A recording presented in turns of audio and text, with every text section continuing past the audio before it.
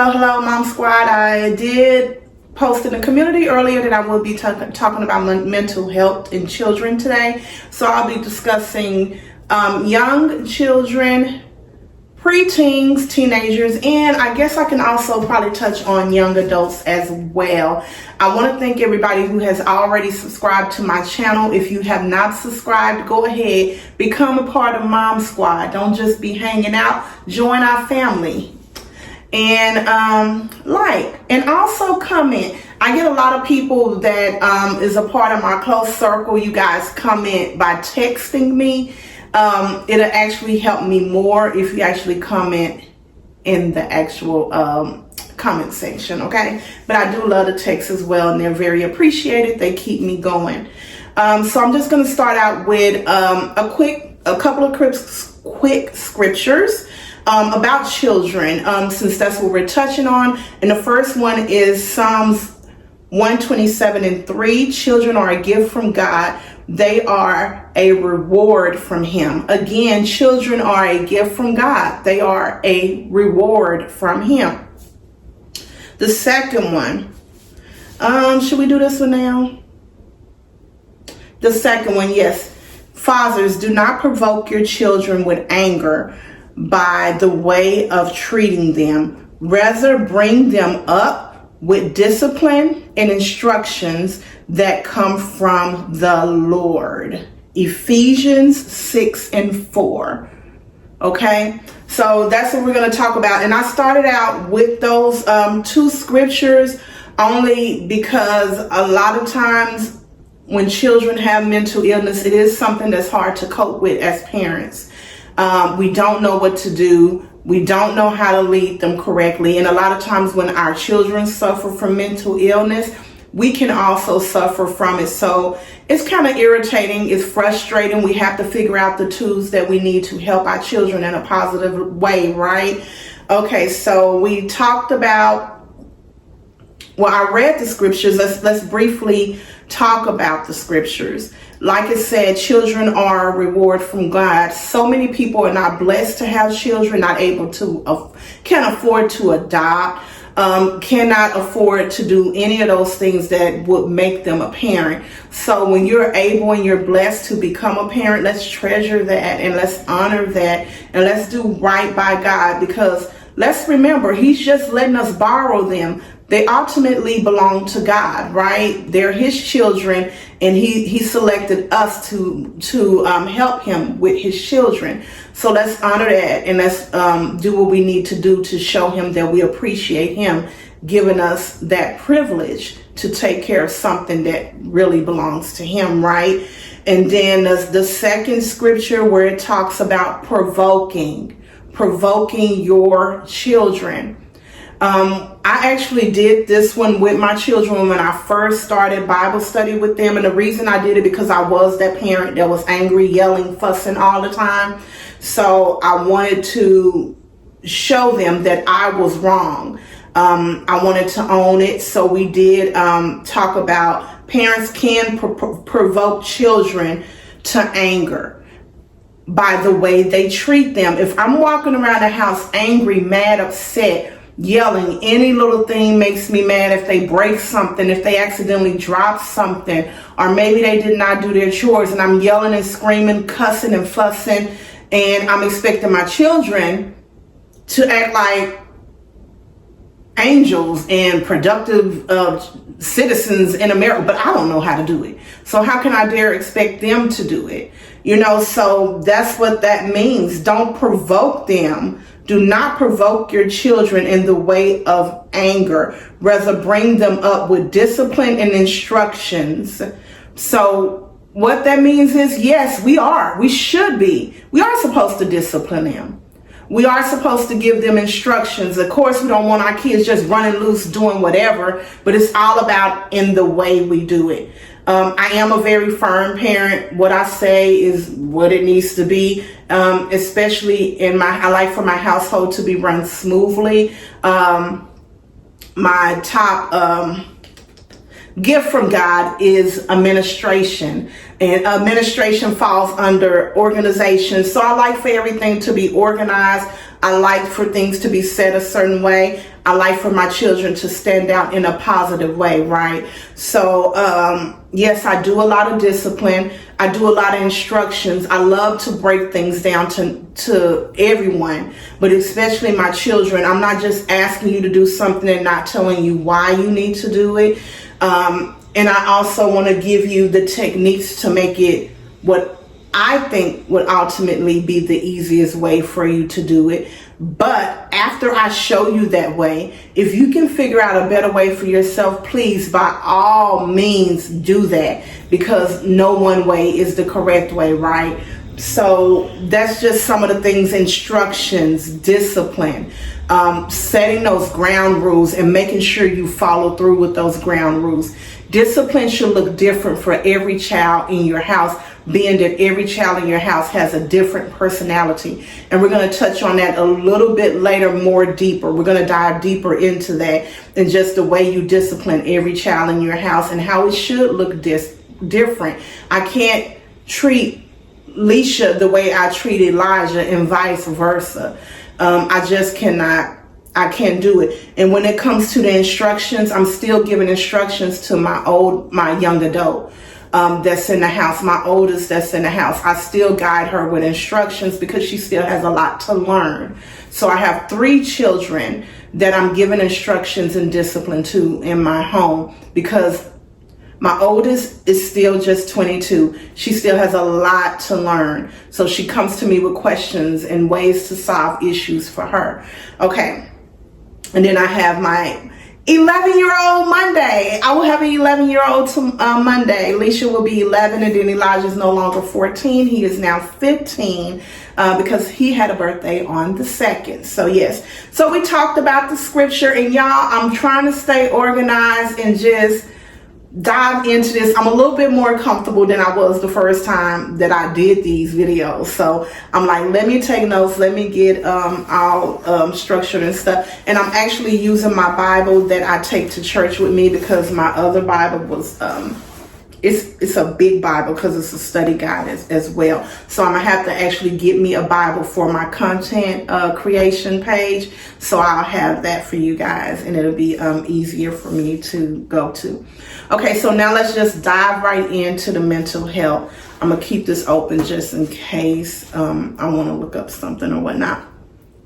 We're gonna dive right into mental health, children and their mental health. Okay, what makes a mentally healthy child? What makes them healthy? Like, do we know what makes a mentally healthy child or no?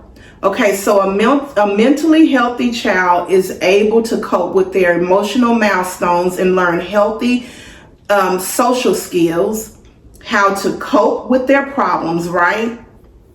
So if they're mentally healthy, they have good social skills. They can cope with their problems.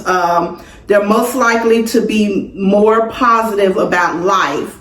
They can focus more in school. They can focus more at home. They can focus more in their community. All of that. They can focus. They can be productive. They can strive, right? So a child that's not mentally healthy, of course, they're not able to focus. Their brain is everywhere. They're not striving, right? The foundation of home, school, community is all over the place, and they just cannot focus. They're not grounded. Their social skills is not good either. Their coping skills is not good, which means very little things can kind of sometimes cause them to explode, whether it's in a violent way or it can be they're very sad. Little things make them melt down so easily, right? Okay. And also because with my youngest, and Leisha has already said she's totally okay with me sharing her story.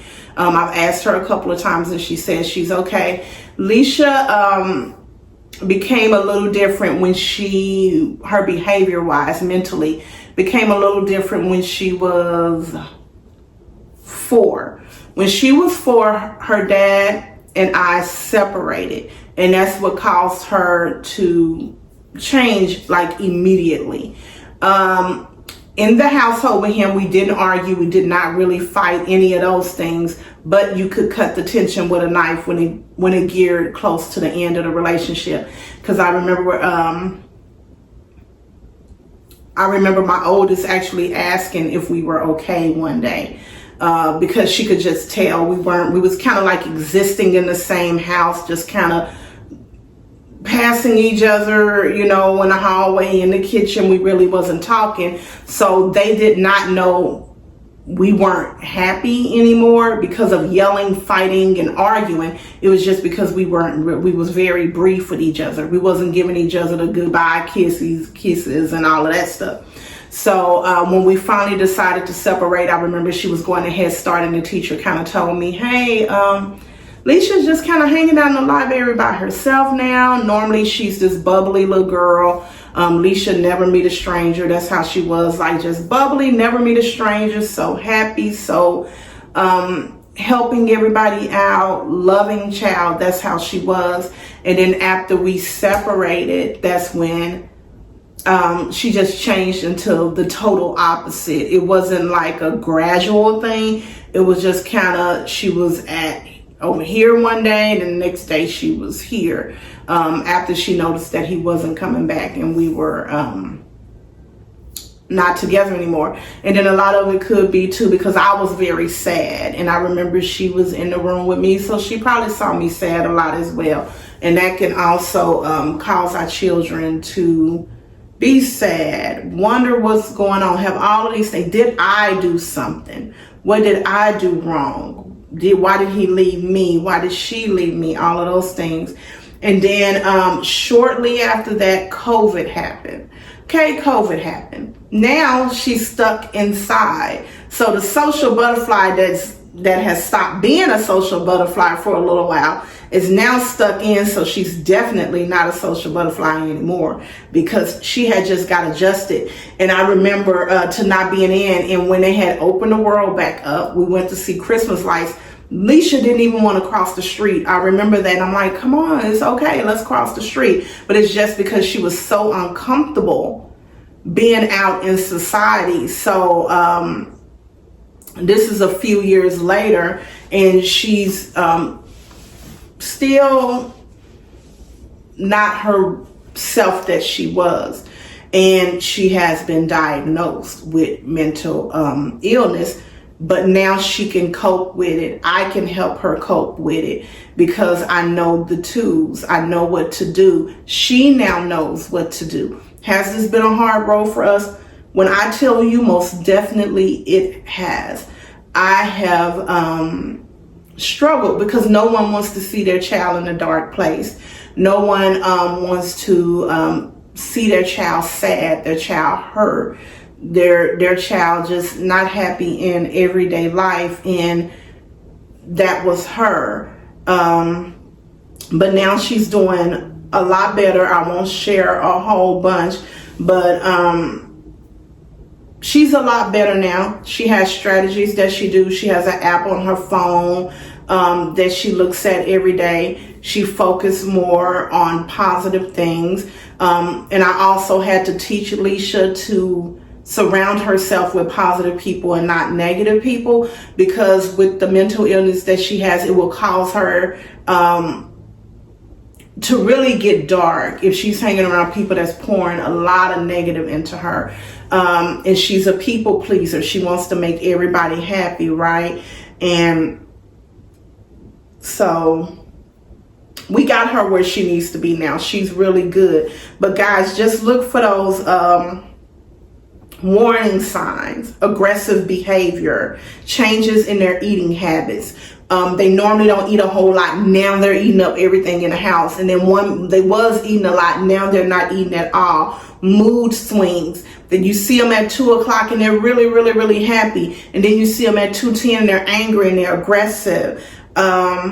Excessive worrying, always worrying that something is going to happen. Something is going to happen. Nervous, don't want you to leave. Now I'm going to tell you guys this. I suffered from things like that, worrying excessively as a little girl. I remember being a little girl and afraid for my mom to go to work, thinking she wasn't going to come home, just going over a bridge and thinking we were going to fall off. That had always been my life.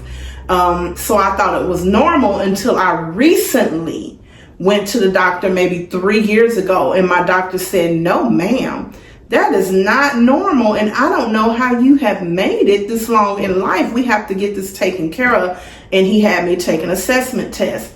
I took the test, diagnosed with severe anxiety. So that's what I was diagnosed with, was severe anxiety, but I've had it my entire life since I was a little girl, as far as I can remember. But of course, back in those days, our parents were not getting us tested for stuff like that. So my mom had no clue that I had anxiety or anything like that. So I don't fault her, but I just know that I had it since a little girl, because I can remember all of the thoughts that I had as an adult before I'm getting treated and getting the help that I needed. I had those same thoughts as a little girl as well. So I know I've had it since I don't know, probably 5. I was a young girl. Okay, now let's talk about discipline in children with mental illness. It looks totally different, guys. It looks totally different. And this is where we dive a little bit deeper into discipline and how it looks with different children. We cannot discipline our children the same way. We definitely cannot. With Elijah, I'm totally different than I am with Leisha. With Leisha, I have to be a little bit more delicate because she's very, very, very, very sensitive. So me saying, let me see if I can give you guys an example. Okay, let's say Leisha fixed her some noodles and she left the wrapper on the counter, and I've been telling her for days to make sure she cleans up after herself in the kitchen. I cannot say that to her the same way I would say it to Elijah. I have to say, Leisha, you still got your wrapper on the kitchen counter. Please come pick it up and make sure you wipe off your area. I've had to tell you this for the last 3 days, so let's just try to remember that. Remember, we're a team in the house. Okay, that's how I would have to say it to her. Elijah leaves his wrapper on the counter and it's a mess. This is the way I can say it to him. Elijah, now I've been telling you for the last 4 days to get that wrapper up. Get the wrapper up. What's so hard about getting the wrapper up? Like, I keep saying this to you. Now I'm getting tired. That's how I can say it to Elijah, and he's okay. Now with Elijah, I definitely can't start like cussing him out and doing all of this stuff and this, that, and the other, and just going crazy either with him, because then he ends up in a different headspace, which Leisha automatically gets. She's going to shut down her face. She's going to shrivel up.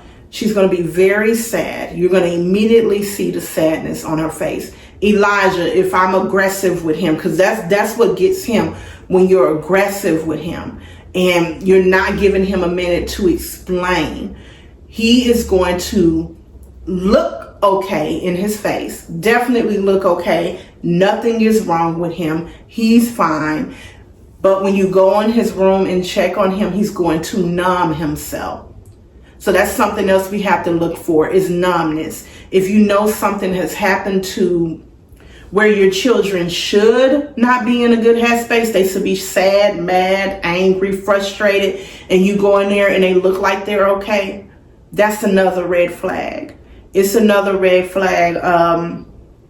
And like I shared with you guys, Elijah is my bonus son, and that was one of the red flags that I saw when he first came, that he was very numb. So just look for those red flags of a child just being numb. And when I say that, like, they have no reaction or no emotions to anything. And I want you guys to realize sometimes when it's a kid that should know emotions, sometimes they don't know them, especially if you are a teacher. If you are a teacher and you're expecting your children to come in a classroom and know everything, and you're frustrated because this child is 7 years old and they don't know what the angry emotion is, they don't know how to express that. Instead of you getting frustrated and mad at that child, explain it, break it down to them. Because if they're not getting it at home, you're their next important source, the teacher. So break it down to them. Once you break it down to them, have a conversation with the parent respectfully. Don't be judgmental, because sometimes this comes from not having it broken down to us when we were children. So it's something we had to teach ourselves, or someone needs to teach us. So then we can be positive with our children, right? So that is the difference. And also make sure you check in with your children. We do the 1 through 10 in my house. That's what I do, the 1 through 10. 1, you're very low. 10, you're great. And we can be anywhere. And I'll say 1 through 10, because that lets me know if we need to leave immediately, what your headspace is and how are you feeling, right? We do that. 1 through 10. I only do it with Leisha, and I do it with Elijah too, but I don't have to do it with him as much anymore, because he's really, really good. He's came out of his shell with just expressing things and talking about how he feel and if he's feeling frustrated for the most part. So I no longer have to do the 1 through 10 with him as much, unless he's had a bad day at school, which that's another warning sign. If a child starts acting out at school, if they start acting out at school and it is frustrating, oh my goodness, when a child is steady getting in trouble at school, Lord, I could just, it is so frustrating when they're getting in trouble at school. But we have to remain calm and offer them the support and ask them what is going on. Did something happen? Because I know, in my household, if my children go to certain people's house, I can expect for them to come back with a different type of behavior. So we have to get that head back programmed to, okay, I'm at the house now. I'm going to school. So I have to act different. I have to be different. My expectations are different. All of those things. So, I went through a period where it was like getting in trouble almost every day, getting kicked out of school. Like, it was so crazy. And you want to be angry, you want to be mad, but you have to also remain calm so you can offer them the support and also give the discipline. So the way that issue was those issues, because it was more than one. Oh Lord, it was more than one. Jesus has brought us a mighty long way. He is good, baby. When I tell you God is good and he will place his hands on your children as well as you to get you through some tough times, he definitely will. I am a living witness to it. I'm walking in it right now as we speak, because I'm still in it, but baby, God is doing his big one over here in this house. But we making it through. And because both of them has had things happen at school. One was behavior and one was just they noticed certain things about the child. But the behavior was because this person just didn't understand. So, and I'm not going to say which one it was. I'm not going to dive that deep, but they just didn't understand. So it was kind of like if you say this person did something and you told them they did it a whole bunch of times, they're going to start saying, yeah, I did it. So it got to the point where I'm like, wait a minute, that doesn't make sense.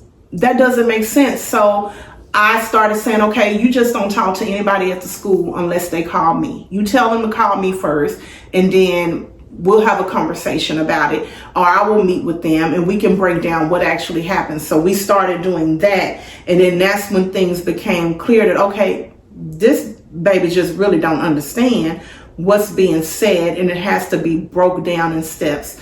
So that's how we actually started handling that situation. They would call me if something happened. I would talk to them. I would break it down where the child could understand it, and then they would say what occurred. So it's just things like that. And also let your children know it's okay to utilize the counselor at school.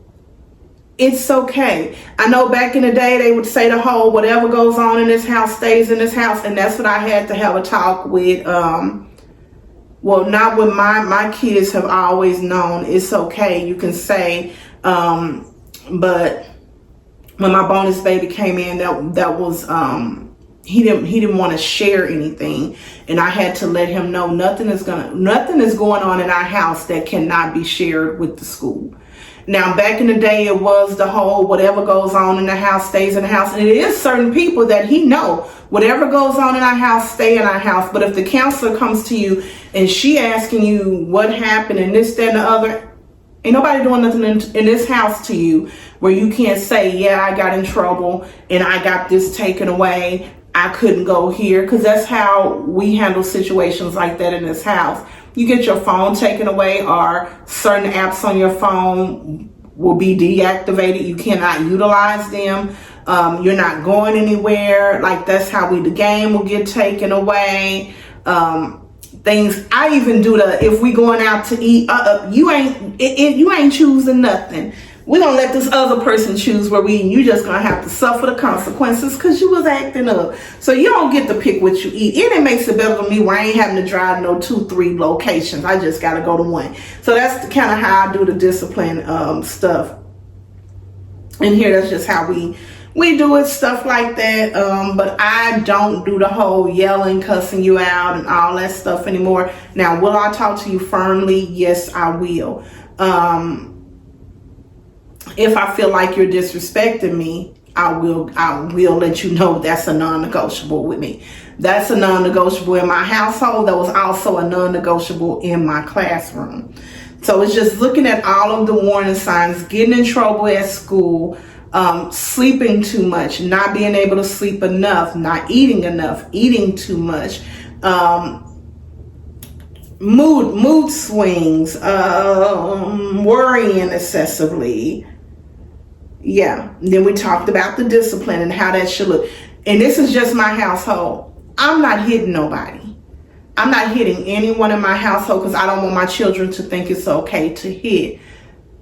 Have I done it in the past? Yes, I have disciplined in that way in the past, but I no longer do it. I don't feel like it's effective. I don't feel like it helps anything. It's showing your kids to be aggressive and abusive when they're adults, or either accept a physical abuse when they're adults. So that's why I choose to opt out of that.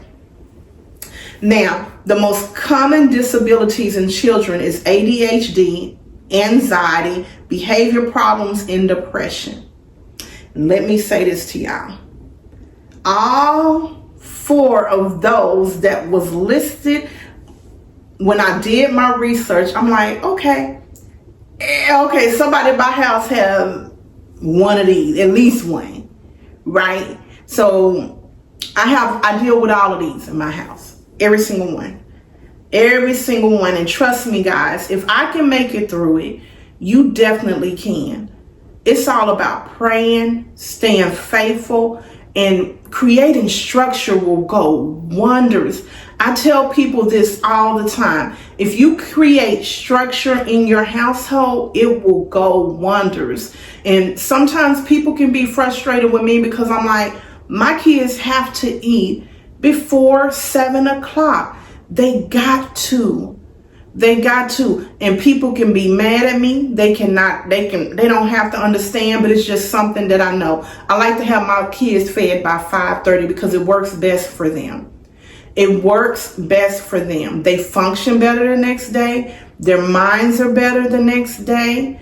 And if you have that certain time, they already know. It's routine. It's structure. That will help with that anxiety. That will help with ADHD. That will help with depression. And that will help with behavior. Just creating structure. That's all you got to do. I have it structured to a T in my house. To a T. Now, was it hard for me to get it to that point? Yes, it was, because it was a lot of chaos at first. Especially when I wasn't working from home, it was totally different because I would come home, I was frustrated from work, so I was fussing all the time. But now that I'm at home, it's kind of like the expectations are set. If it's not done, I can kind of just remind, because I don't know what kind of day you had. Now that I'm at a different headspace, maybe you forgot because you had a horrible day at school. And Felicia, she don't go to school outside of the home, but maybe it was just so many assignments and you were overwhelmed. The teacher was explaining stuff and you didn't understand it. So you're just overwhelmed. So it wasn't a good day for you. So if they come home, or Alicia steps into the living room or whatever, and she knows the routine, she knows what I'm doing, then everything is that's going to take some of the pressure, some of the anxiety, some of that ADHD, some of the behavior issues, some of the depression off, because it's so structured. They already know what their day looks like here. Like my children know, this is me. This is what they know to expect from me. I get up at 6:30. First thing I do is fellowship with God. Very first thing I do. Fellowship with God. They know that. Then at 7 o'clock, I'm up, I'm moving around, maybe 6:45, 7 o'clock. I'm also do a read. I do that's my self-care, just reading a book, and also fellowshipping with God. Then when I come out, okay, good morning, how's everybody doing? I try to remind them to listen to their affirmations, remind them to pray, especially Elijah, because he steps outside of our home. So I want him to pray every morning before he leaves. You have to pray every morning before you leave. Alicia, pray before you start your day. We have to make God the first thing, and we have to make God the last thing. And we have to model these things for our children. We got it. We can't just talk the talk. We also got to walk the walk. And some days it is hard. For me, the hardest days is on Wednesdays. Wednesday, when I do Bible study with the kids, it's hard because I did my regular work. I've done my work for the house, cleaning, cooking, washing, all of that stuff. I did my normal 8-hour job, 8 to 9 hours a day job. And then now I have to come back. I have to do my Bible study that I just do for me, where I go on Zoom or either YouTube or in fellowship with people that I fellowship with, and then I have to stop after I do that, and then I have to do it with my children. So it's very hard, but I'm very intentional. I'm not saying I do it every Wednesday, because I do slip up, but I try to do it every single Wednesday. But I try to create that structure, and I try to show them, model what I want them to do, model the behavior that I want them to have. When I get frustrated and upset, I used to yell, scream, cuss, slam doors. I try not to do that at all anymore. I try to walk away, but I do let it be known that I'm frustrated, I'm upset, I'm not happy, to let them know this is how I'm feeling right now, but this is how it looks. I can be angry, I can be frustrated and mad, but that doesn't mean I have to yell, cuss, hit anyone, punch a wall. I don't have to do that. I can do that and still be a delicate flower. And that's what I want to instill in them. And the only way we can instill those things in our children, people, I'm telling you, is by modeling the behavior. If you're cussing out people on your phone all day, cussing and fussing and doing all of this stuff, and smoking in front of them and drinking all the time. Now, can we have an occasion, get together where we having a good time? Yes. But in the music that we're listening to, all of those things, our kids are watching us do them. So don't expect them to walk around and be these little angels when we're not modeling the behavior, and then we mad when they go to school and they singing a song that they shouldn't be singing, but yet you listening to this song every day 24/7 and you expecting them to be little angels in school. Check yourself before you start checking your children, because we have to model. And all that, I'm grown and this is a child and this, that, and the other. So how are they supposed to learn? How do they become productive citizens if we're not productive citizens? Let's just put it out there. Explain to me. Put it in the comments if you figured that out. Because I haven't figured out how my kids can be productive citizens if I'm not modeling how to do that, right? So let's remember that. Lay off our kids sometimes and do a self-evaluation on us, because that's what I literally had to do. And a lot of it was me. When I changed my behavior, like my spiritual counselor told me, that's literally what she told me. And I love this woman to death because she spoke in me so much. She saw so much inside of me. It was crazy that I did not see in myself. And she helped me become this mother that I am. I was taking the steps, itty bitty steps. And then when I would worship with her and fellowship with her, she would pour more into me, Camila. And she would say it all the time, Camila, keep doing what you're doing. You keep going. You keep practicing. You keep showing them what to do in your house. You lead it and they will follow. And that was the best advice that she ever told me to do.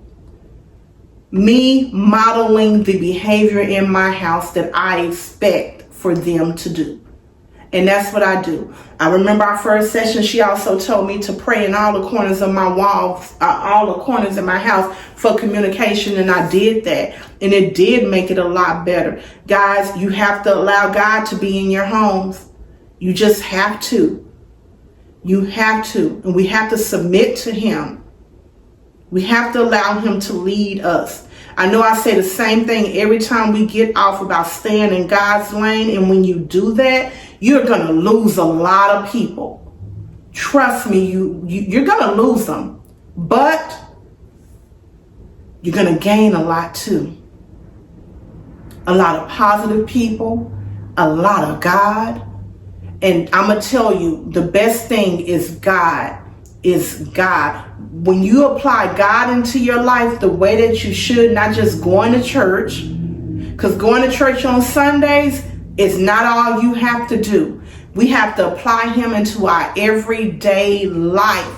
I'm saying from the time you open up your eyes, and sometimes when your eyes ain't even open, God will wake me up every night just to tell him how thankful I am, or telling me what I need to pray about. And I do it. I stay disciplined to him as much as I can. I'm still work in progress, but I try to stay as disciplined as I can. And you have to do that. You have to do that. Your children have to see you doing that. Your children have to see you being obedient so they know how to do it. And I'm telling you, all of these mental illness, yes, we can take a pill.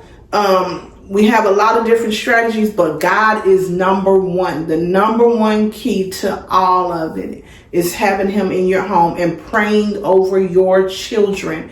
When I say pray over, you pray over them hard. If your child comes to you and say, Mom, I need you to pray, even if you don't think you know how to pray, you jump into prayer. God will give you the language. I promise you, he will. I am not true to this. I'm new to this. But that 22-year-old I have will come to me in a minute. Mom, I need you to pray over me. And it's been times that I have prayed over her and said stuff that I did not want to say, but God was making me say it because I saw something totally different. And that's the same thing when all three of my kids, I make sure I pray over them. All three. So that's what I'm saying. We have to pray over our children. I really make sure that I pray over my son because one, he's black. 2, he's a male. 3, he's a teenager. Make sure you're praying, people. Make sure that you are praying over your children.